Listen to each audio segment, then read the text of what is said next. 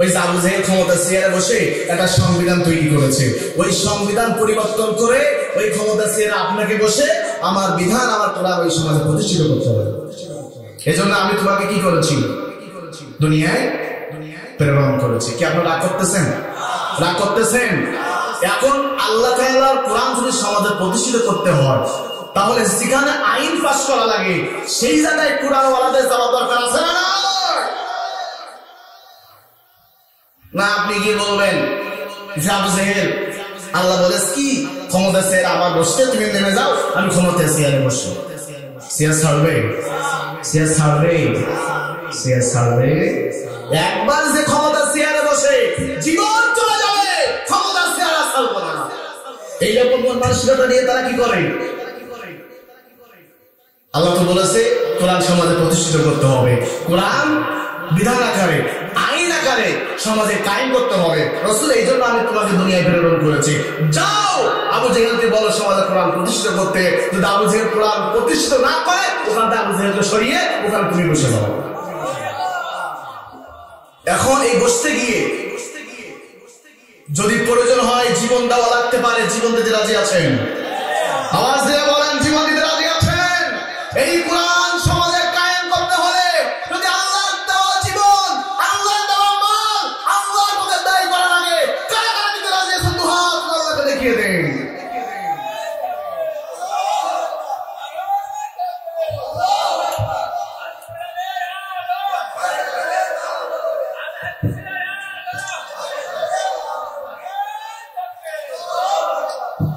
নারায় তাকবীরের যে আওয়াজ, এই আওয়াজের সমাজে কোরআন প্রতিষ্ঠিত করা সম্ভব নয়। সম্ভব? এই কণ্ঠ দিয়ে কিন্তু বিশ্বটাকে জয় করতে হবে। নারায় তাকবীর, আল্লাহু আকবার, হুঙ্কার যেখানেই শুরু হবে ওখানে শয়তান থাকতে পারে না। আল্লাহ তাই রাসূল ওই চেয়ারে বসতে গিয়ে ফায়াতুলুনা ওয়া ইফতানুন, প্রয়োজন হলে তোমাকে কাউকে হত্যা করতে হবে, না হলে নিজেই আবার কি করতে হবে? নিজে মরবে, অন্যকে মারতে হবে।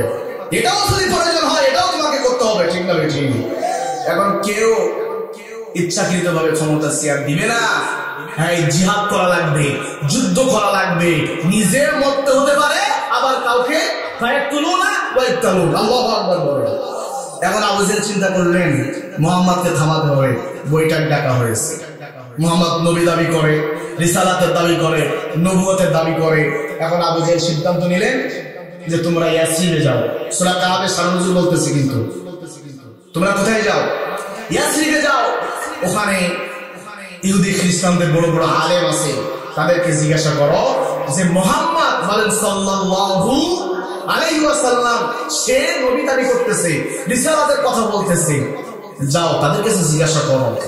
আমরা তো নবুয়ত বুঝি না, রিসালাত বুঝি না, কোনো কিছু বুঝি না, ওই সমস্ত আলেমদের কাছে যাও। 2 জন লোক পাঠালেন। কয়জন? আরো জোরে বলেন। 2 জন লোক পাঠালেন। তারা মদিনায় চলে গেলেন। মদিনায় যাওয়ার পর ইহুদি আলেমদেরকে জিজ্ঞাসা করলেন, আমরা মক্কা থেকে এসেছি, আমাদের নেতা আবু জেহেল পাঠিয়েছেন। কে পাঠিয়েছেন? আরো জোরে বলেন। আবু জেহেল পাঠিয়েছেন। আমার দেশে মুহাম্মদ নামে একজন মানুষ, একজন যুবক, সে বলতেছে সে নাকি নবী, নবুয়ত পেয়েছে, রিসালাতের দাওয়াত দিচ্ছে, সে নাকি নবী হয়েছে।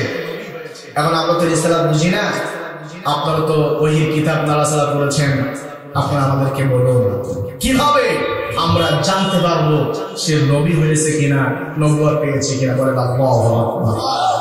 গিয়েছে কার কাছে? মক্কা থেকে কোথায় গিয়েছে? মদিনায় গিয়েছে। মুহাম্মদ কি বলে? মুহাম্মদকে থামাতে হবে। আমাদের দেশেও কিন্তু এরকম লোক আছে। আমার দেশে আলেম ওলামারা বেশি বেড়ে গেছে, এই জন্য অন্য দেশে যায়, পরামর্শ চায়, এসে কয় আমরা ভারতকে বলে এসেছি, আগামীতে আমাদের ক্ষমতা আনতে হবে। কথা কয় না? আরে ভাই, আপনি আমি তো কোরআন রিসার্চ করি না। ইহুদি খ্রিস্টানরা কোরআন রিসার্চ করে। ইসলাম বিদ্বেষীরা ফিরাউন কিভাবে ইসলামের নিন্দা করেছে, আবু জেহেল কিভাবে করেছে, তারা রিসার্চ করে মুসলমানদের ভিতর ছিল সরিয়ে দিয়েছে। আর আপনি আমি কোরআন রিসার্চ করি না, ঠিক না? ঠিক। আবু জেহেল 2 জন লোক পাঠালেন মদিনায়। 2 জন লোক যাওয়ার পরে তাদের কাছে জিজ্ঞাসা করলেন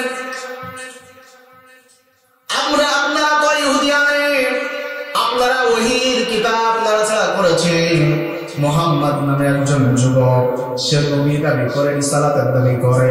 এখন আমরা কিভাবে বুঝবো সে নবী হয়েছে কিনা? বলেন আল্লাহু আকবার। তখন ইহুদি আলেমরা তাদের কাছে জিজ্ঞাসা করলেন তার চেহারা কেমন?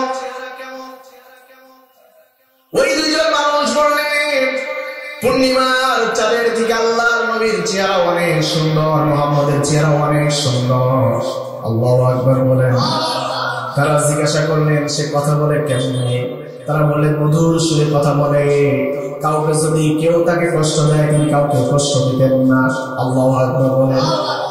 এই কথা তারা শোনার সাথে সাথে তারাই বললেন যিনি নবী হবে তার চেহারা হবে সুন্দর চেহারা, কথা মধুর মতন তিনি কথা বলবেন, তাকে যদি কেউ কষ্ট দেয় তিনি কাউকে কষ্ট দিবেন না।